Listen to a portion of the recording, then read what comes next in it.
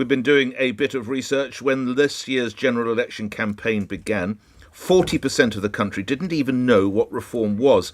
I don't need to remind you of the results. In sheer votes, you came out as the third biggest party, considerably ahead of the Lib Dems. That's not reflected, of course, in the seats that you gained. How did you do it? Good morning, Mr. Farage. Good morning, and thank you for saying what the date was. You've just reminded me it's Mum's birthday, so I better ring her after. Do you want to say something? I better. Well, happy birthday, Mum. I'll do it properly after the show, I promise. Which shows you how busy I've been, I guess. Yep. Look, you know what? When I came back into politics, and I hadn't really intended to, and you and I had met not long before and talked about this, I hadn't really intended to, but I just thought, I don't know, the Brexit that I fought for just hasn't been delivered. I feel there's societal decline, law and order, communities breaking down, immigration levels at numbers that frankly make it impossible to get GP appointments or get houses through the population explosion. So yeah, we didn't have very long, 4 weeks and 3 days for this campaign, not much money, not much visibility. And what I said on the launch was that we would get millions of votes and establish a beachhead in Parliament. And that's exactly what we've done. Now, on the numbers, for every Reform MP, there are 800,000 votes. For every Labour MP, there are 34,000 votes. So it just goes to show that first past the post doesn't work very well. But I believe we've made an important, significant start. What about the local elections next year? What's the aim then? That is really occupying most of my time at the moment. There are a total of 2,300 seats up across England. Will you fight them all? That's county elections, and it's some big areas like Doncaster, Thurrock are up as well. We are on our way. We are forming branches at breakneck speed across the country. What's your aim? The aim in the county elections next year is to stun everybody. But you field 2,300 candidates? If we can. I mean, the one thing that let reform down in the election campaign was that there were hundreds of candidates that came in towards the end, before I got involved, who literally, there was sort of an appeal, will anyone stand for us, please? And funny enough, a bloke called James McMurdoch turned up and was a paper candidate in Essex and won a seat. Right. Many of those were unsuitable. Well, I was going to say, you need better vetting. No. Shocking people came through. Well, there was no vetting. I challenged you at that. Well, yeah, but I mean, there was no, as I found out later, there had been no vetting. But why did you allow that? Well, I wasn't in charge. But you then became the leader. Well, I inherited something. I mean, listen, Nick, if I'd known the full truth, I might not have done it. Right. But I inherited what I... How will vetting be different for next year? Well, we are doing our absolute best to put in place vetting. We'll use AI and various other things. I mean, look, you know as well as I do, amongst thousands of candidates, there'll be wrong-uns in every single party. But we also know that those that stand for reform will come under a higher level of scrutiny. It's just as simple as that, because we're the ones taking on the establishment. So vetting is key. All I can tell you is thousands of people have applied. All right. Let's get to the calls. That's what this is about. Vidal is in Streatham, and you're through to Nigel Farage. Vidal, go ahead. Morning. Morning, Nigel. Good morning.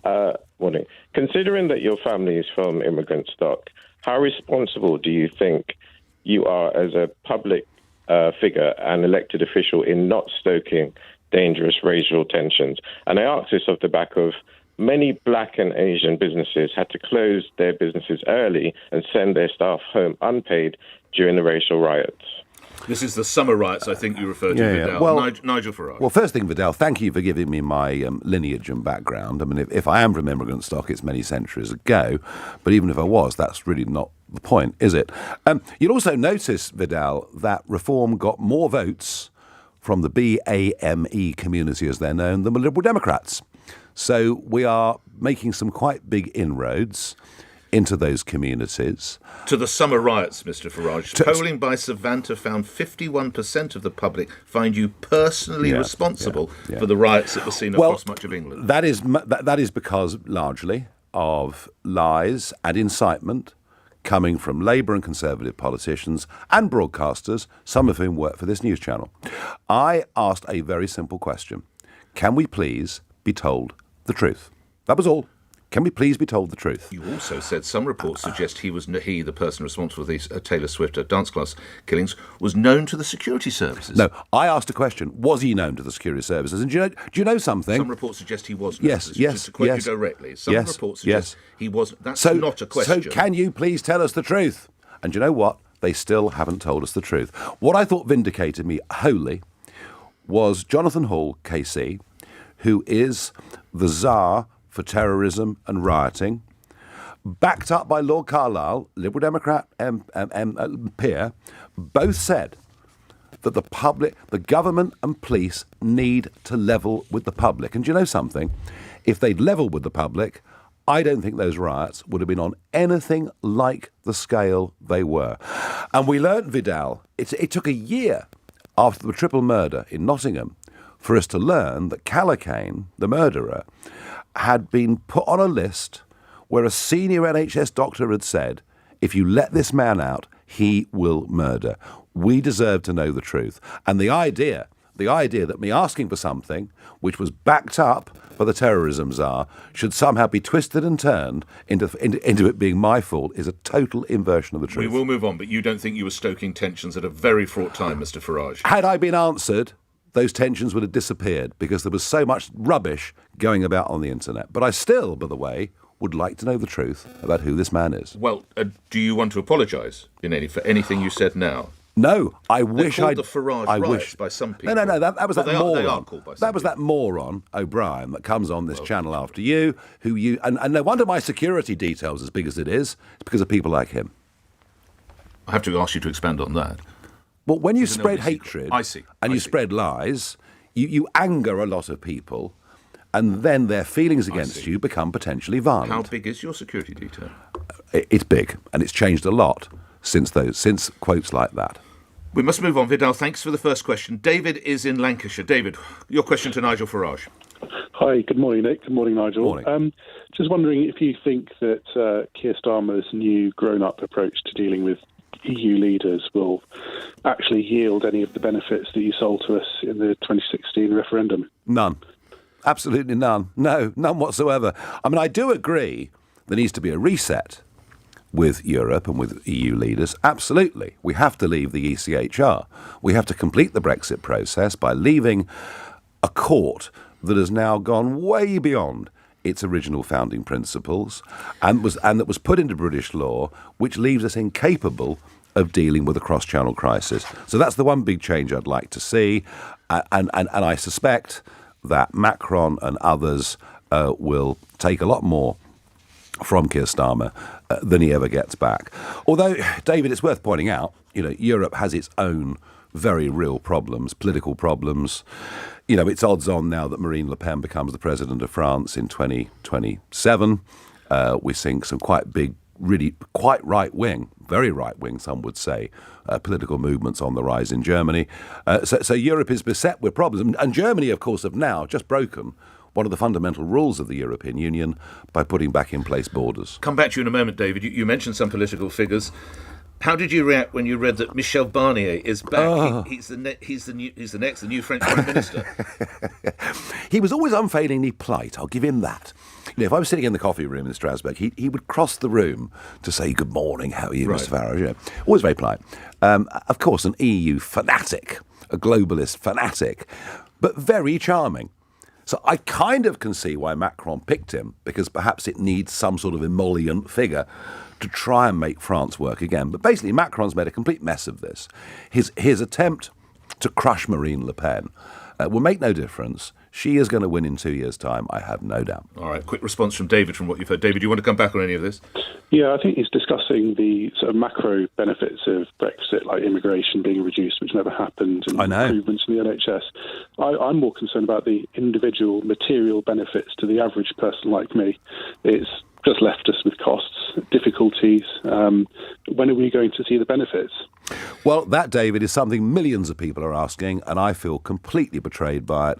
And, virtually every single person I meet, the sort of 5.5, 6 million self-employed people, all had reason to believe that with Brexit their lives will become an incy-wincy bit easier, and they haven't. The immigration thing, the failure on that, you mentioned yourself. I mean, the point about Brexit, David, was it gave us back the power to make decisions, and the Conservative government chose not to. If you had to give a mark out of 10 for the Brexit that has been achieved, not the Brexit that you campaigned for, would you give it any out of 10? Well, you'd give it 6 or 7 out of 10 because we have been able. I pointed to Northern Ireland. I pointed to truck delays at Dover, Mr. Farage. We've had truck delays at Dover for 30 years. Whenever the French fishermen go on strike, it's backed up to Maidstone. I mean, don't worry about that. I think things like the AUKUS Pact, where we do a nuclear submarine deal with Australia, show that on the world stage, we're far bigger outside of it. And remember, as EU members, we didn't say anything about Russia unless it was done collectively, and we've taken quite a big lead on Ukraine. Now, we can debate how far that ought to go, but I think certainly in terms of our standing in the world, we're much, much bigger. Our economy, as measured by GDP and other measures, has certainly done better than the Eurozone since Brexit, although how long that'll last, I don't know. But there are many other things, and this went through because of a realistic expectation that fewer people would come to Britain and fewer laws would affect our businesses. We will move on from the great Brexit debate, but the government has spent nearly $5 billion on post-Brexit border controls. We have the issue with Northern Ireland. We have the fact that migration has gone up. I was staggered. You give it a 6 out of 10, Mr. Farage. You tell me, Nick, any time in your long life when we didn't have problems in Northern Ireland. Can't think of one. Well, there you go. Let's go to other calls. Julie's in Chelsea. Julie, you're through to Nigel Farage. Go ahead. Morning, Nick. Morning, Nigel. Good morning. Nigel, I know you appreciate the importance of people using a vote when they have one, and obviously with the local elections, that's going to be key for you, that people come out and vote for what they believe in. Can I ask, why did you abstain from the vote for the pensioners' winter fuel payment? I didn't. You did. There's a list online of everyone who voted, and you're the only person who didn't vote. I can assure you, who's not listed on that government list. I can assure you. We'll come back to you, Julie. Nigel Farage. I can assure you, for that vote, I was there, and I voted against. I voted against. On the substantive vote, I voted against. Absolutely. I'm on a parliamentary website. You're down as no vote recorded, Mr. Farage. Well, there were 2 votes that day. I was told one was substantive and one was irrelevant. And on the substantive one, I voted against. So you voted on one and you didn't vote on the other, just to clarify. Because it had no force of law. It was a Conservative Party motion. All right. Julie, I will come back to you briefly. I think we might have lost you. Let's come to this winter fuel issue, though. Yeah. Nigel Farage, we have a Prime Minister who said that he would be a better, cleaner style of politics, and it would seem among the first people he targets are the poorest of pensioners. Yeah, I mean, look, our pensioners already pay the highest electricity prices in Europe, the highest energy prices across the board. Why? Because we've gone further down the net zero route, and people must just get this into their heads. The more wind turbines you build, the higher your bills are. Fact, and they'll go on going up for at least the next 5, maybe even 10 years. And for that reason, not alone, but mainly for that reason, I felt the fuel allowance should have stayed because bills will be going up. Also, because of the freezing of the tax bands, if you're a pensioner, even with quite a modest, income from the company that you work for or whatever it may be, by next year, you're going to be dragged back into the taxation system. So these are very tough times for pensioners. It only saves about £1.5 billion. I know it sounds a lot, but it's not within the overall context of government spending. I sort of think that rather cynically, that Labour have said, look, let's make sure the public sector get whopping great big pay rises because they're going to vote for us next time. The pensioners aren't. Let's write them off. Scotland's last oil refinery, Grangemouth, will close with the loss of 400 jobs. There are concerns jobs could go elsewhere, possibly in sea, oil, gas jobs. 200,000 one trade union is talking about. That is, of course, Sharon Graham from Unite. Are you on the same page as trade unions with this? Absolutely. How many years have I been saying this with you here on this programme? 10 years ago, I was warning that net zero would lead to a deindustrialisation of Britain. Just think about last week. Grangemouth, the closure of primary steel production, which, by the way, has a strategic use as well at a time such as we're living in, gone.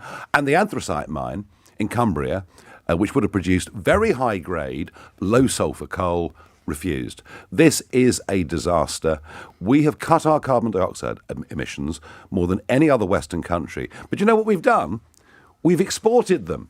because now all of those goods that we used to produce are made in India or somewhere like that under lower environmental standards. Oh, and guess what? Then the goods are shipped back to us. It's an absolute nonsense. Sharon Graham, reminding the listeners from Unite, says this could be Thatcher-era-style industrial relations. Would you go as far, referencing the miners' strike, I'm sorry, from Thatcher's days, would you go as far as that?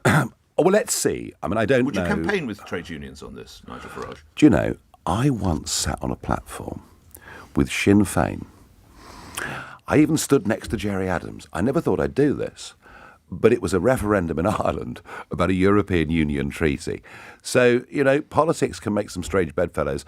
I also think the old traditional divides of left and right are frankly pretty meaningless anymore. What you've now really got are a highly educated, which doesn't always mean intelligent, but a highly educated urban elite who have one view of the world, and outside of that, real people trying to get on with their lives.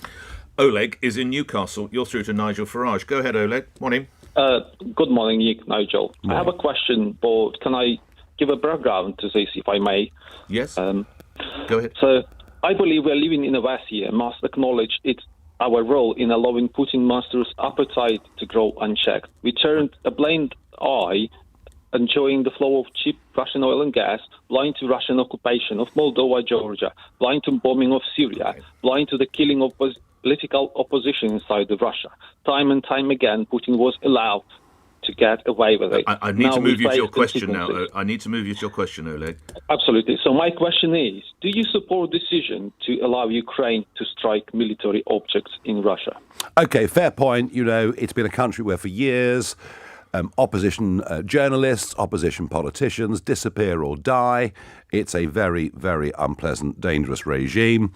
On the dependence... It currently is a very pleasant, or was. Was and is and has got worse. And is still a very unpleasant regime in Ukraine. Oh, sorry, in Russia. In Russia. In Russia. Sorry. Yeah, in Russia. Yeah. You know, hundreds of journalists going missing, right. Navalny disappearing. Yes. Sorry, Ukraine's different. Ukraine's corrupt, but that is very different. Right. On the gas, hey, it was Trump, wasn't it, saying to Germany, stop making yourself dependent upon these people. The idea of firing of NATO missiles. Well, this is the big one. Russian I am now sites. worried. I am now worried. Should we support Ukraine? Yes. Do we want our long-range missiles to be firing deep inside Russia? I am worried that is a level of dangerous escalation. I'm worried that takes us beyond just the defence of Ukraine. Now, I know there's a counter-argument, which, of course, is the Russians are firing missiles at them. Exactly what I was going to say. And I do understand the logic of that argument, but I'm deeply worried about escalation. I'm deeply worried about the growing hawkishness that I hear on both sides of the pond. I'm concerned. I think we should all be very thoughtful and very concerned. Vladimir Putin says it could put NATO directly in conflict with Russia. Do you agree? Well, not in terms of the NATO treaty directly, no. And nor should we bow down to threats that are made to us by Putin. But we need to think about just how deeply... So we supply the missiles, but they can't fire them into Russia? Well, we haven't got to supply the missiles, have we? And the Storm Shadows. And by the way, we've got very few munitions left. We've given so much of our kit to Ukraine already. Writing in The Spectator today, Boris Johnson says Ukraine should be fast-tracked into NATO. Comment on that? Yeah, I think Boris has sort of staked his whole reputation on this. I mean, if you believe some reports, there was the possibility of a peace deal, which Johnson was responsible for striking down. Boris is part of that hawkish fringe. And, Nick, we've lived through this. We had the hawks over Iraq. We had the hawks over Afghanistan. Where did that get us? Where did Iraq actually get us? Vast numbers of people killed and a country even less stable than it was before. We need to think very carefully. During the election, you had contracted a degree of criticism, seeming to suggest NATO had provoked Russia. Oh, dear, oh, Lord. You know, isn't it funny? If you predict something and get it right, somehow you're a villain. I said in 2014 in the European Parliament, there will be a war in Ukraine and Putin will use the excuse of NATO enlargement. So let's not give him the opportunity. Oleg, thank you for your call. Steve's in Petworth. Steve, you're through to Nigel Farage. Go ahead. Morning, Mr. Farage. Pleasure to speak to you. And you have the ability to say more eloquently than many of us think. Also, you've tried many times to get into Parliament. For many people who failed, they just need to take some inspiration from your good self. However, the question, much as you can hear the admiration in my voice, why do you support Trump so much? Oh, because I think the world is a safer place with Trump. I think his instincts on the big stuff are right. I do not believe for a moment that Kabul would now be controlled by the Taliban again.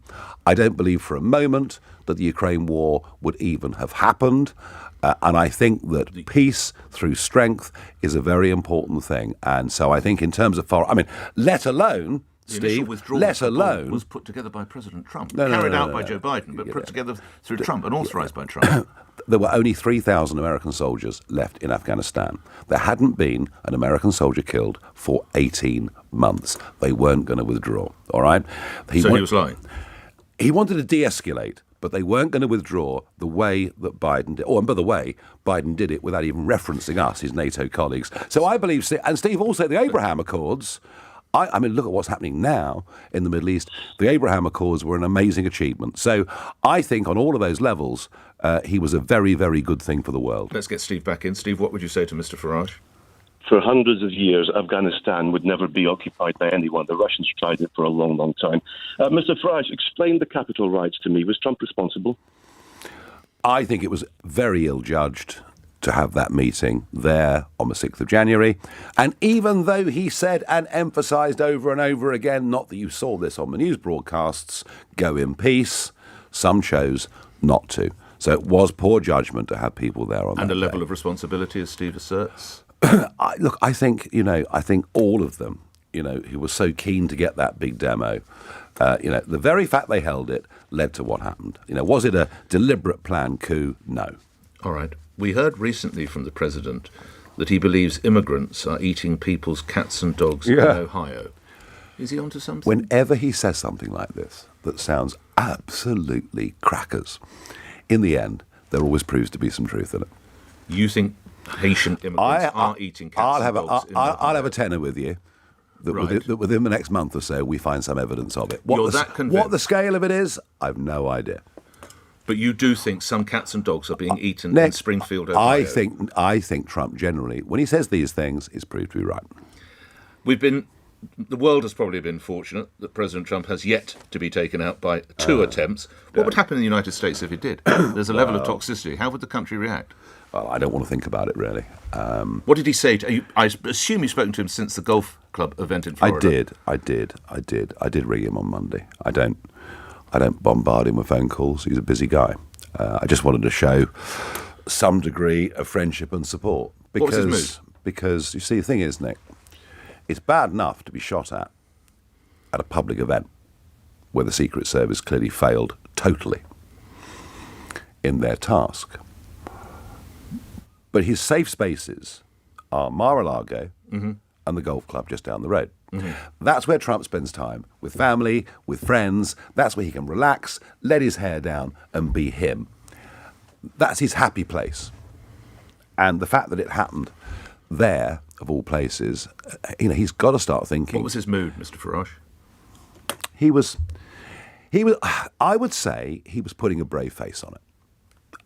He said, I'm fine, it's no problem, don't worry about me, you've got your own problems on your side of the pond. Well, some truth in that, but not the same level, or we hope not, or the same degree.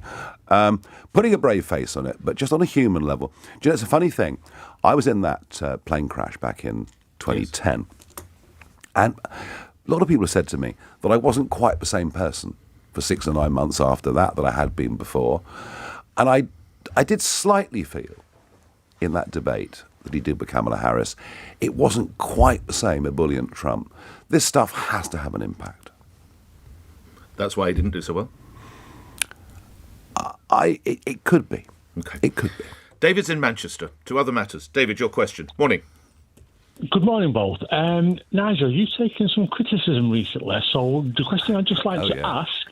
the question I'd just like to ask is, do you now have an office in Clacton, and how many surgeries have you held there since elected? Oh, very good. You must have been briefed with the Daily Mirror, David. Well done, you. Mark, where do you live, David? Manchester. Oh, I'm pleased that Clacton's so keen for you. Do I have an office in Clacton? Yes. Am I allowing the public to flow through the door with their knives in their pockets? No. No, I'm not. Why would the people of Clacton want to flow through the door with knives Well, in they their did pockets? they did in Southend. Right. They murdered David Amos, and he's a far less controversial figure than me. Right. David, I'm Will you dealing be with holding daily. surgeries? David, I'm dealing with emails and phone calls with Clacton residents every single day. Although I have to be honest, I've been so overwhelmed with the thousands of emails that I've had that putting together an office, putting together a team, and attempting to get through the backlog is one hell of a job. I am doing some Zoom surgeries. Right. You won't be doing physical surgeries in Clacton? Not yet. Do you envisage that you will eventually? When Parliament allows me. Why is Parliament blocking you? Have a guess. Have you been advised for your own security not to hold surgeries? I would have thought that would make sense, wouldn't you? Who was that advice come from? Well, the Speaker's office. Lindsay Hoyle's office and has told beneath, you not- beneath the Speaker's office, there is a security team who give advice and say you should do some things and not do others. So we're not in a fit state to do the old-style surgeries. But you know what, David? If you've got something to say to me as a Clacton resident, actually Zoom is not the end of the world, is it? All right. The Labour campaigners in Clacton say you don't respond to emails. I have to put that to you. Yeah, that's fine. If you send me 3,000 emails, I won't respond to all of Have them you on responded to day some? one. Hundreds. All right. David, thank you for your call. Mohammed's in Luton. Mohammed, you're on the radio. Morning. Do you have a view on Mr. Hugh Edwards not going to prison?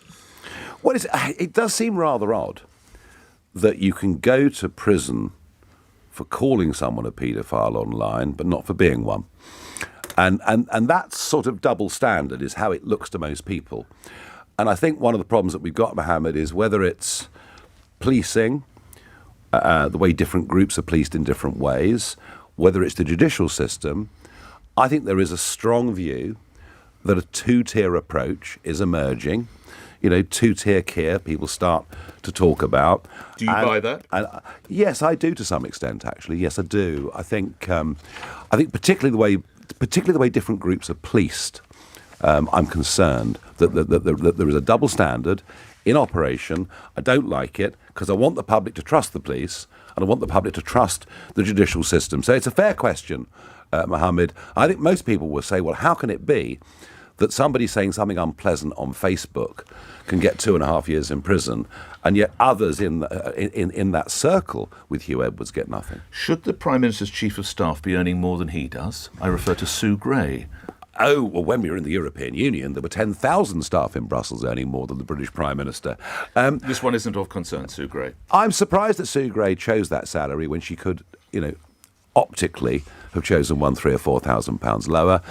But in a way, perhaps it just shows us who's really in charge of the country. And this is a Prime Minister who we now learn has availed himself of £107,000 worth of what are called freebies, more than double the next MP down the list, who comes in at around 40,000. Is he freebie Keir? I don't mind him going to the football. He loves football. And if that's provided for him and the nominal cost of it's put down, I wouldn't begrudge him that. He can't sit in the stands, can he? No. At the Emirates. When it comes clothes, to glasses and all the rest of it, and I actually bought these myself. Did you? Yes. Look, as I say, should politicians accept clothing from? Don't begrudge the Prime